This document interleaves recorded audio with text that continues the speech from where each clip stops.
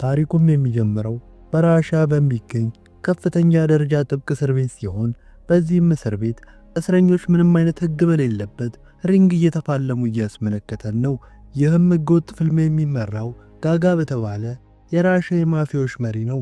በዚህም እስር ቤት ቦይካ የተባለ በሁሉም እስረኞች የተናቀ ጽዳት ሰራተኛ እንመለከታለን።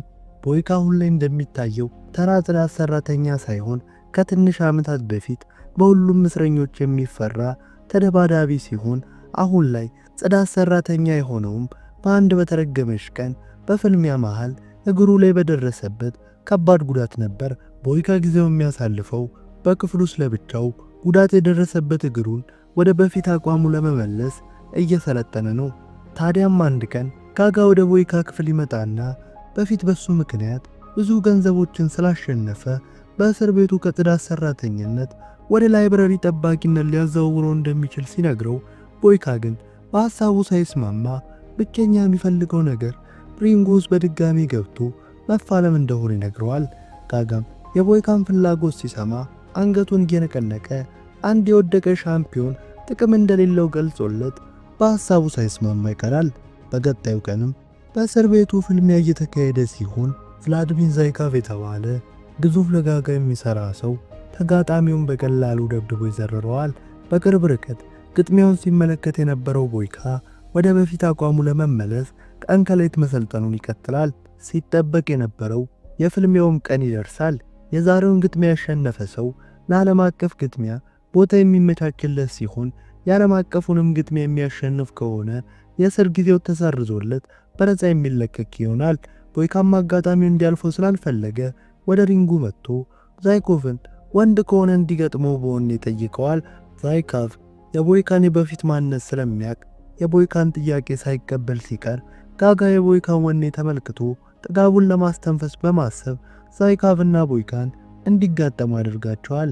ሁሉም ቦይካ በቀላሉ ይሸነፋል ብለው ቢያስቡም ቦይካ ግን ያን ሁሉ ዓመታት ለብቻው እየሰለጠነ ስለነበር ዛይካቭን ደቂቃ ባልሞላ ጊዜ ውስጥ ቅጥቅጥ አድርጎ ይዘርረዋል። ከዛች ጊዜም አንስቶ ቦይካ የጽዳት ሰራተኛ መባሉ ቀርቶ የእስር ቤቱ ሻምፒዮና ይሆናል። በቀጣዩ ቀንም ቦይካ ዓለም አቀፍ ግጥሚያ ወደሚደረግበት ሌላኛው ጥብቅ እስር ቤት ይዘዋወራል። በሌላ በኩል ዓለም ላይ አሉ የተባሉ ማፊያዎች በግጥሚያው ለገንዘብ ለመወራረድ ይሰበሰባሉ።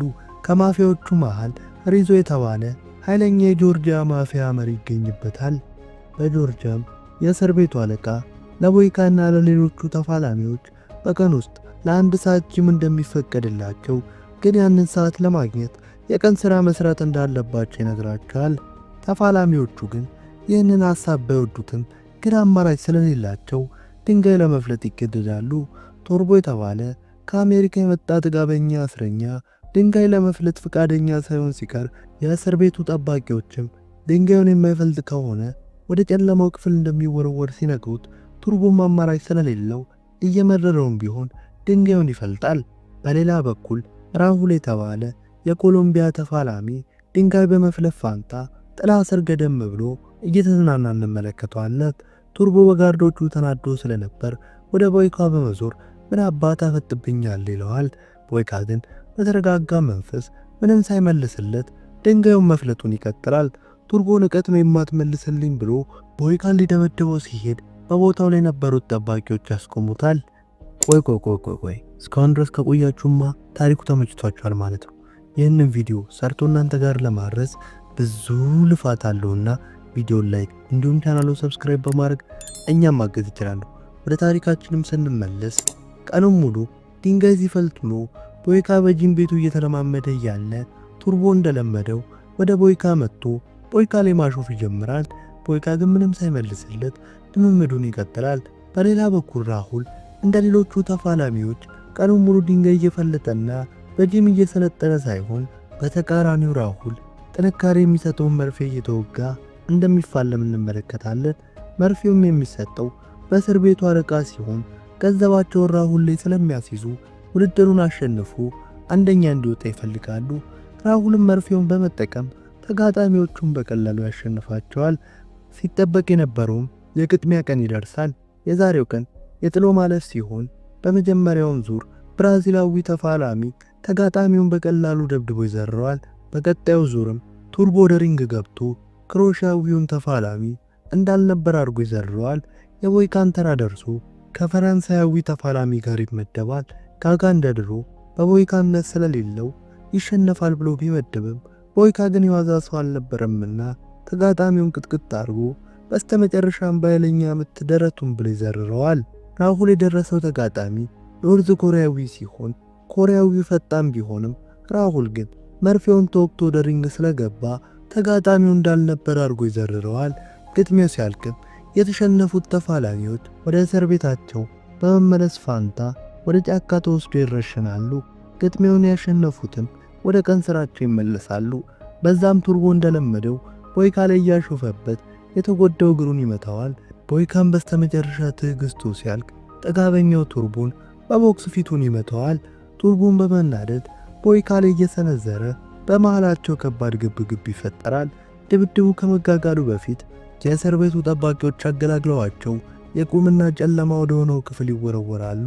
አንድ ምሽትን በጨለማው ክፍል ካሳለፉ በኋላ ሁለቱም በአንድ ሰንሰለት እግራቸውን ታስረው አብረው ቀን ስራ እንዲሰሩ ይደረጋል።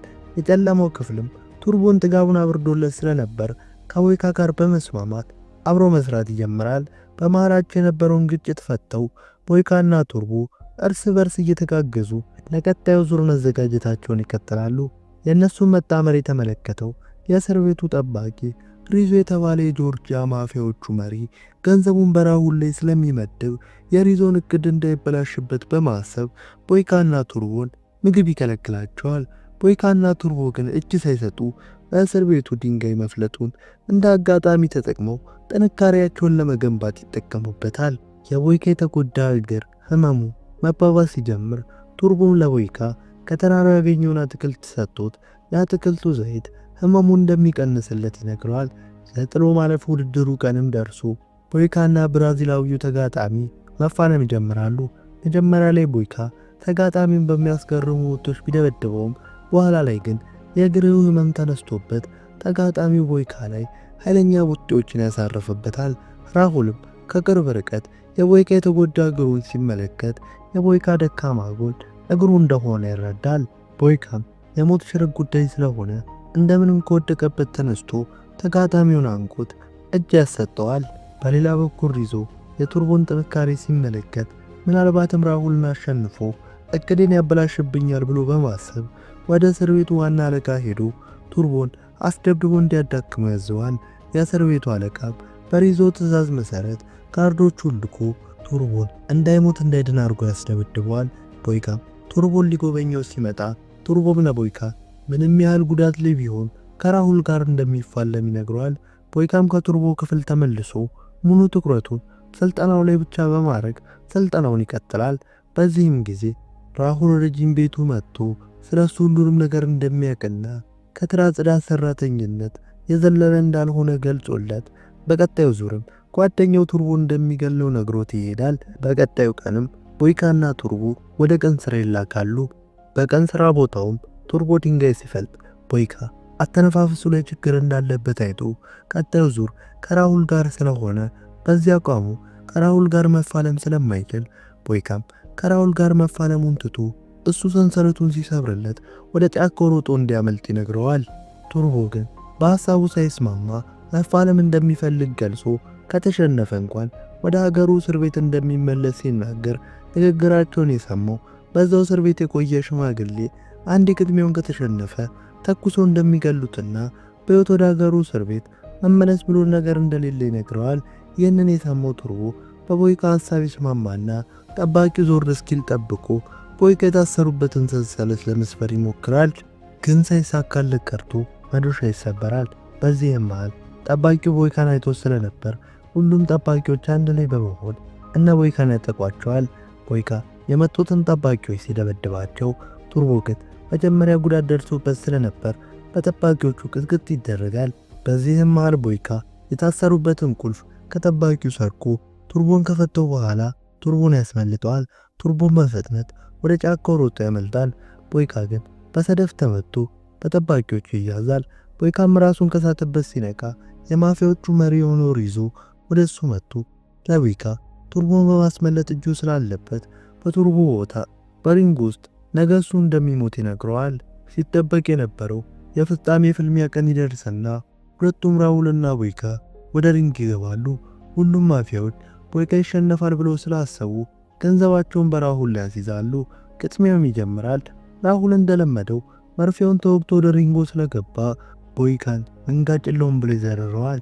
ቦይካም ሁሉም ማፊያዎች በሱ ላይ እያሾፉ እንደሆነ ሲያይ በእነሱም ተናዶ ራሁልን መልሶ መደባደቡን ይያያዘዋል። ራሁልም ድብደባው ሲበዛበት የቦይካን የተጎዳ እግር ይዞ ይቀጨዋል። ቦይካም በእግሩ መቆም አቅቶት በራሁል ተደብድቦ ይዘረረና ራሁልን ማሸነፍ ያለው ብሎ መደሰት ሲጀምር ቦይካን በወደቀበት የእስር ቤት ሞሪያዊና ያን ሁሉ ዓመታት ሁሉም ጽዳት ሰራተኛ እያሉ ያሾፉበት ወደ አእምሮ መጥቶ ቦይካን በንዴት የቀረችው አቅሙን አማጦ ጨርቅ የተሰበረው እግሩ ላይ በመጠቅለል ወደ ሪንጉ ይመለሳል። ቦይካን በአዲስ መንፈስ ተከታታይ ቡጢዎችን ራሁል ላይ አሳርፎ ይጥለዋል። ራሁልም ከወደቀበት ተነስቶ የቦይካን የተጎዳ እግር በድጋሚ ሰብሮ እግሩን ከጥቅም ውጪ ለማድረግ በማሰብ የቦይካን እግር ሊያጠቀው ይሞክራል። ቦይካ ግን ተዘጋጅቶበት ስለነበር የራሁልን እግር ሰብሮ ግጥሚያውን ያሸንፋል። በስተመጨረሻም ቦይካ የዓለም ሻምፒዮና ሲሆን እያሳየንና የእስር ጊዜው ተሰርዞለት በነፃ ሲለቀቅ ታሪኩ ይጠናቀቃል። ታሪኩ እንደተመቻችሁ ምንም አልጠራጠርም። ይህንን ቪዲዮ ሰርቶ እናንተ ጋር ለማድረስ ብዙ ልፋት አለውና ቪዲዮን ላይክ እንዲሁም ቻናሉ ሰብስክራይብ በማድረግ እኛም ማገዝ ይችላል። እና አንድ የመጨረሻ ነገር ስለ ቪዲዮ የተሰማችሁን ሀሳብ አስተያየት ኮሜንት ማድረግ እንዳይረሱ። ይመቻችሁ።